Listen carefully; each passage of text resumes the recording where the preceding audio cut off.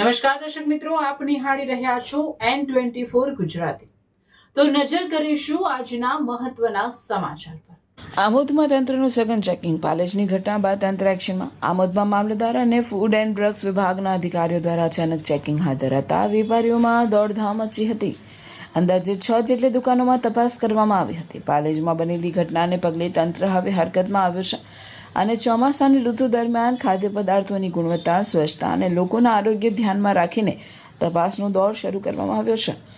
ચોમાસામાં દૂષિત કે અસ્વચ્છ ખાદ્ય પદાર્થોના કારણે લોકોના આરોગ્ય સાથે ચેડા ન થાય તે માટે અધિકારીઓ દ્વારા દુકાનોમાં ચેકિંગ કરી જરૂરી સૂચનાઓ આપવામાં આવી હતી.